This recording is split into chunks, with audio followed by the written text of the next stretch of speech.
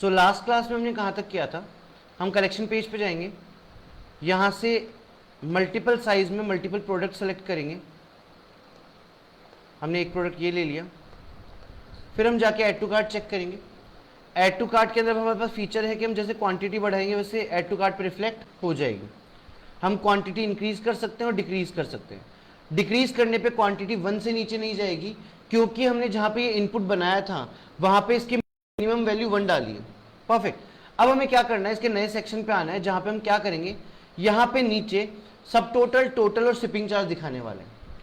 उस काम को करने के लिए हम लोग यहां पे इस पेज पे जाएंगे और हमारे VS कोड पे हम लोग बेसिकली बनाने की कोशिश करेंगे कार्ट टोटल का सेक्शन। तो उसके लिए हम यहां पे आते हैं, पेजेस खोलते हैं, एक नया कंपोनेंट बनाते हैं। हम कंपोनेंट पे गए, नई फाइल बनाई और नाम डाला cart total dot JSX। Perfect.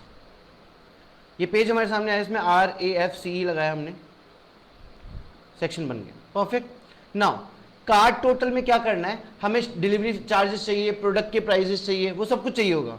ये सारा डेटा कहां से आएगा, शॉप कॉन्टेक्स्ट से।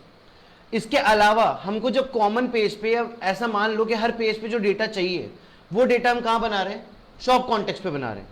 तो हम आगे का सारा काम किस पे करके चलेंगे, शॉप कॉन्टेक्स्ट पे। तो शॉप कॉन्टेक्स्ट पे काम करने के लिए जहां पे हमने बनाया था अपडेट क्वांटिटी, हम इसके नीचे आएंगे और इसके नीचे आके एक नया फंक्शन बनाएंगे जिसको हम ले लेते हैं कॉन्स्ट गेट कार्ट अमाउंट। ये करने के बाद एक एरो फंक्शन बना लेते हैं। ये हमने हमारा एरो फंक्शन रेडी कर लिया। इसमें सबसे पहले एक खाली वेरिएबल बना लेंगे टोटल अमाउंट के लिए, जिसको हम नाम देते हैं total amount is equal to 0। सही।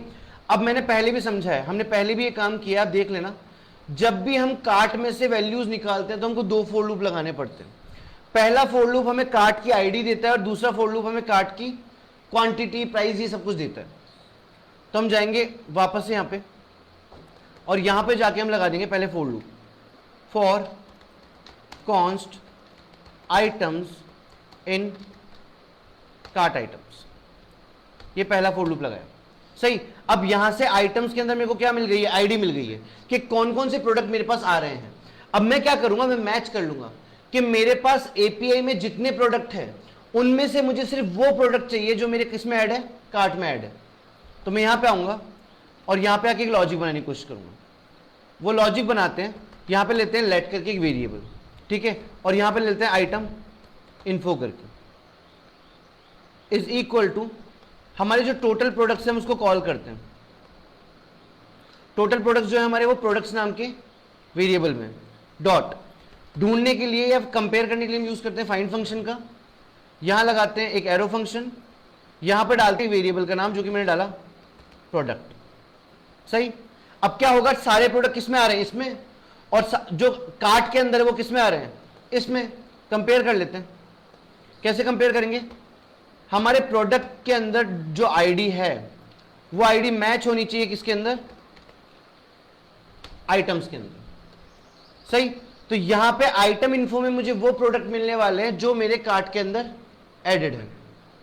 नाउ ये वाला काम हो गया। इस काम को करने के बाद हमें क्या करना पड़ेगा, हमें वापस से एक फॉर लूप लगाना पड़ेगा जिससे हम सारे प्रोडक्ट्स को देख सकें। सही। सो यहां पे सारे प्रोडक्ट्स आ रहे हैं हमारे पास। हम आते हैं वापस हमारे पेज पे और एक और फॉर लूप लगा लेते हैं। यहां पे आते हैं, लगाते हैं फॉर, डाल देते हैं कॉन्स्ट आइटम इन cart items comma sorry bracket items, और यहां चेक कर लेते हैं कि किसी की भी क्वांटिटी 0 से कम नहीं होनी चाहिए। सही। उसके बाद सबसे पहले हमें लगाना है ट्राई कैच ब्लॉक, कि अगर कोई एरर आ रही है, एक्सेप्शन आ रही है, तो उसको हम हैंडल कर सकें। तो ट्राई लगाया, इसके नीचे आके कैच लगाया, कैच में एक वेरिएबल डाल दिया एरर करके और ये ब्रैकेट यहाँ छोड़।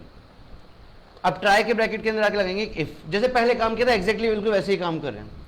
यहां जाके चेक करेंगे कार्ट आइटम्स,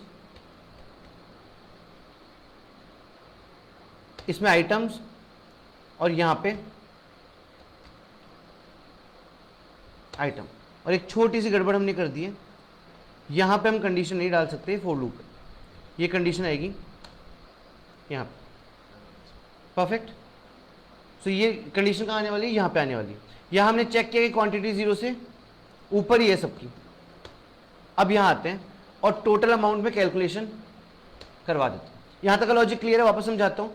सबसे पहले हमने आईडीज गेट करी जो कार्ट में एडेड है, जो भी ऐड टू कार्ट में आईडीज है उन आईडीज को कंपेयर किया सारे प्रोडक्ट से, जिस प्रोडक्ट से मैच होगी वो सारा डेटा किसमें आ जाएगा, यहाँ पे।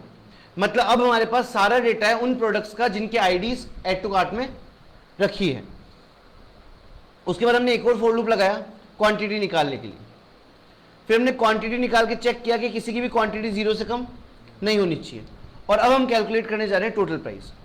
तो टोटल प्राइस कैलकुलेट करने के लिए जो फाइनल आंसर आएगा वो इसमें कैलकुलेट हो जाएगा। यहां आते हैं, लिखते हैं आइटम इन्फो। आइटम इन्फो के अंदर पड़ी है प्राइस, तो जो भी प्रोडक्ट की एक्चुअल प्राइस है वो हमने निकाल ली। मल्टीप्लाई करना है इसको क्वांटिटी से, मतलब कितनी क्वांटिटी है वो कितना प्राइस है वो मल्टीप्लाई कर लेंगे। तो हमने प्राइस यहां पे डाली और क्वांटिटी हम यहां पे डालने वाले हैं।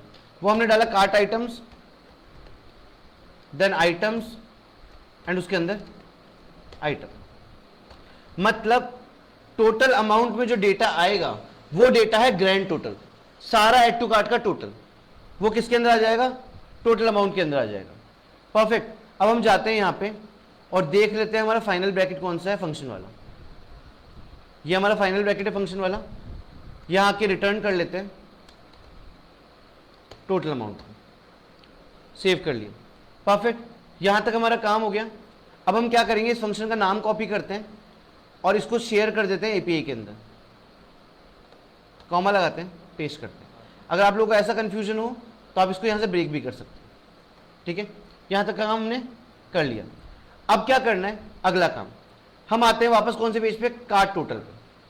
कार्ट टोटल पे आके यहां पे गैप बनाते हैं और जो एपीआई हमने बनाई थी उसको कॉल करेंगे। तो यहां पे लगाते हैं कॉन्स्ट। यहां पे हमें डेटा में क्या क्या चाहिए वो देख लेते हैं। शॉप कॉन्टेक्स्ट में जाते हैं। एक तो मुझे चाहिए करेंसी, दूसरा मेरे को चाहिए डिलीवरी फीस, और तीसरा जो मेरे को चाहिए वो चाहिए मेरा कार्ट का अमाउंट। यहां पे लगाते हैं ब्रैकेट और कॉल करते हैं यूज कॉन्टेक्स्ट को। इसमें डाल लेते हैं शॉप कॉन्टेक्स्ट। डन। जो एपीआई बनाई थी उसको यहां पे कॉल कर लिया। ना अगली बात जो आती है वो आती है इसकी डिजाइनिंग की। तो सबसे पहले ऐसे कार्ट टोटल हटा देते हैं। यहां आते हैं, इसको विड्थ देते हैं फुल, कंप्लीट विड्थ। उसके बाद नीचे आते हैं, एक और डिव बनाते हैं, क्लास नेम लगाते हैं, इसको टेक्स्ट की साइज देते हैं 2XL। उसके बाद यहां पे कॉल करते हैं टाइटल नाम के कंपोनेंट को जो पहले बना रखा था हमने, इसको कॉल किया। इसमें कुछ पैरामीटर्स डालेंगे। पहले हम डालते हैं text1 और text1 के अंदर हम डालते हैं कार्ट। उसके बाद यहां पे आते हैं text2 लिखते हैं, इसके अंदर हम डाल देते हैं अमाउंट या टोटल लिख देते हैं। सेव करते हैं, नीचे चलते हैं। टाइटल तक काम हो गया। टाइटल पे काम होने के बाद ये जो टाइटल वाला डिव जहां क्लोज हो रहा है इसके बाहर आ जाएंगे और इसके बाहर आके एक और डिव बना लेंगे। क्लास नेम लगाएंगे, डिस्प्ले फ्लैक्स।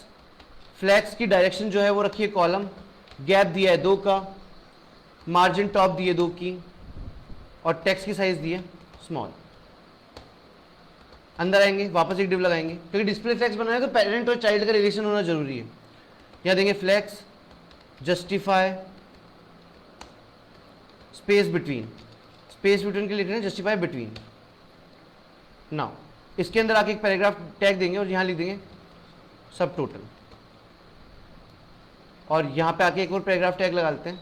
इसमें पहले डाल लेते हैं करेंसी, उसके बाद डाल लेते हैं गेट कार्ट अमाउंट, और उसके बाद प्राइस दिखाने के लिए .00। ठीक है। नाउ ये जो हमारा अंदर वाला डिव है, इस डिव के नीचे आते हैं और एग्जैक्टली ये जो डिव है इसको कॉपी कर लेते हैं और पेस्ट कर देते हैं। ठीक है। अब इसमें भी सेम क्लास है फ्लैक्स, जस्टिफाई बिटवीन। यहां पे सब टोटल की जगह लगा देते हैं शिपिंग फीस। करेंसी लिख दिया और करेंसी के बाद ये यहां से हटा देते हैं और यहां पे डाल देते हैं डिलीवरी फीस। ना यहां तक काम हो गया है। सेम डिव को वापस से कॉपी करेंगे, या फिर एक काम कर लेते हैं, इसके नीचे एक बार एक HR डाल देते हैं, जिससे एक लाइन बन के हमारे सामने आ जाए।